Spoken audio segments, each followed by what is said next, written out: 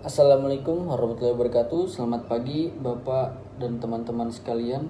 Terima kasih sebelumnya untuk mendengarkan presentasi dari kelompok kami. Pada kesempatan kali ini saya Fadil Arhan dan teman-teman saya Winda Septia dan Elvira Najma dari kelompok 8 akan menyampaikan presentasi mengenai menguatkan Pancasila dalam arus digitalisasi. Langsung saja saya akan menjelaskan apa itu arti Pancasila. Pancasila adalah dasar ideologi dan filosofi negara Indonesia. Kata Pancasila berasal dari kata Sanskerta, yaitu panca, yang berarti lima, dan sila, yang berarti prinsip atau asas. Pancasila terdiri dari 5 prinsip dasar yang menjadi pedoman dalam kehidupan berbangsa dan bernegara bagi seluruh rakyat Indonesia. Pancasila berfungsi sebagai panduan dalam merumuskan kebijakan negara dan menjadi landasan dan bernegara di Indonesia. Pancasila juga menjadi alat pemersatu bangsa yang menjamuk dengan berbagai suku, agama, ras, dan golongan. Di sini saya akan langsung menjelaskan prinsip kelima Pancasila.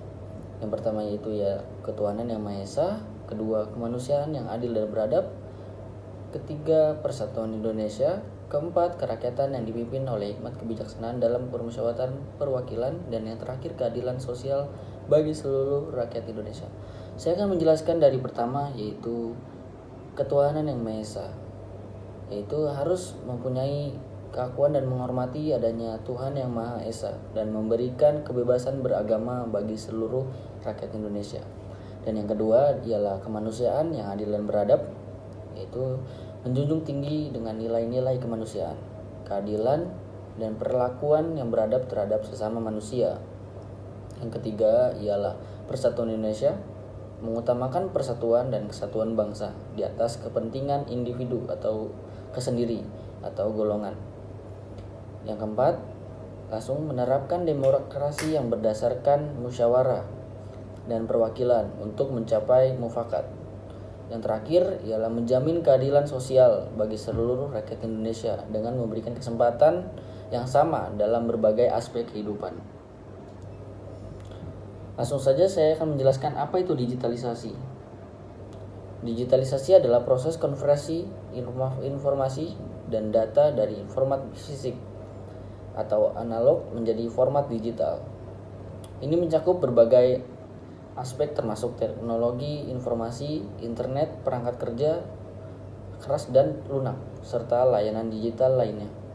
Digitalisasi memungkinkan efisiensi yang lebih tinggi, akses mudah di sebagai sektor termasuk pendidikan, bisnis, pemerintahan, dan kehidupan sehari-hari. Saya akan langsung menjelaskan apa itu perkembangannya teknologi dan internet. Munculnya World Wide Web yang diciptakan oleh Tim Berners-Lee berkembang di browser web dan email yang melalui tahun 1990, dan di tahun sekarang 2010 era Internet of Things, Big Data, kecerdasan buatan AI dan teknologi blockchain, kemunculan platform seperti Instagram, WhatsApp, dan TikTok. Selanjutnya ada dampak digitalisasi terhadap nilai-nilai Pancasila. Satu, yaitu ada dampak positifnya, yaitu ketuhanan yang nomor satu, ketuhanan yang Maha Esa. Digitalisasi memudahkan akses ke berbagai materi keagamaan, ceramah, dan komunitas online yang mendukung kehidupan beragama. Pancasila yang kedua yaitu kemanusiaan yang adil dan beradab. Itu teknologi dapat digunakan untuk meningkatkan kesadaran akan hak asasi manusia dan membantu penyebaran informasi tentang kemanusiaan dan keadilan sosial. Pancasila yang ketiga yaitu persatuan Indonesia. Ada internet memungkinkan komunikasi yang lebih mudah antar warga negara dari berbagai daerah, memperkuat rasa persatuan dan kebangsaan. Pancasila yang keempat yaitu ada kerakyatan yang dipimpin oleh hikmat kebijaksanaan dalam permusyawaratan perwakilan, yaitu platform digital dapat digunakan untuk meningkatkan partisipasi publik dalam proses demokrasi, seperti e-voting dan forum diskusi online. Pancasila yang kelima yaitu adalah keadilan sosial bagi seluruh rakyat Indonesia, yaitu digitalisasi membantu pemerataan akses informasi dan pendidikan, serta membuka peluang ekonomi baru melalui e-commerce dan pekerjaan online. Dampak negatifnya yaitu ada ketuhanan yang Maha Esa, penyebaran konten yang bertentangan dengan nilai-nilai agama dan etika bisa menjadi tantangan. Sila yang kedua yaitu kemanusiaan yang adil dan beradab, resiko cyberbullying, pelecehan online, dan penyebaran hoaks dapat merusak tatanan sosial dan nilai kemanusiaan. Sila yang ketiga, persatuan Indonesia, yaitu konten provokatif dan ujaran kebencian di media sosial dia bisa mengancam persatuan dan persatuan bangsa. Sila yang keempat yaitu kerakyatan yang dipimpin oleh hikmat kebijaksanaan dalam permusyawaratan perwakilan, yaitu disinformasi dan manipulasi dapat mengganggu proses demokrasi dan musyawarah. Sila yang kelima yaitu adalah keadilan sosial bagi seluruh rakyat Indonesia, yaitu kesenjangan digital antara daerah, perkotaan, dan perdesaan bisa memperbesar ketimpangan sosial. Terus ada nilai-nilai Pancasila dalam kehidupan sehari-hari. Sila yang pertama yaitu ketuhanan Maha Esa, pengakuan dan penghormatan Tuhan Yang Maha Esa dan menghormati agama dan kepercayaan orang lain. Terus sila yang kedua yaitu ada menghargai hak asasi manusia. Contohnya menghormati dan memperjuangkan hak asasi setiap individu tanpa memandang suku, agama, ras, atau golongan. Terus ada persatuan Indonesia yaitu sila ketiga. Ada nasionalisme, kerjasama dan gotong royong, dan menghormati keberagaman.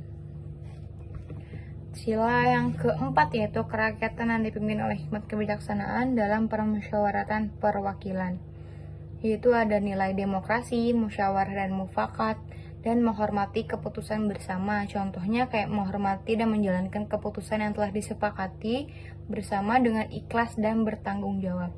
Sila yang kelima yaitu keadilan sosial bagi seluruh rakyat Indonesia. Contoh nilainya yaitu kesejahteraan bersama, pemerataan peluang, dan menghindari ketimpangan sosial. Contohnya mendorong dan berpartisipasi dalam upaya untuk meningkatkan kesejahteraan seluruh rakyat Indonesia. Terus ada juga menghindari dan mengatasi ketimpangan sosial yang dapat memicu ketidakadilan dalam masyarakat. Selanjutnya ada menghadapi tantangan era digitalisasi, yaitu mempertahankan nilai-nilai Pancasila di dunia maya, menjaga dan mengamalkan nilai-nilai Pancasila dalam setiap aktivitas online untuk memperkuat persatuan dan kesatuan bangsa. Yang kedua yaitu ada etika berinternet sesuai dengan Pancasila. Contohnya berbicara dan bertindak dengan sopan, menghormati privasi orang lain, dan bertanggung jawab atas konten yang dibagikan di dunia maya.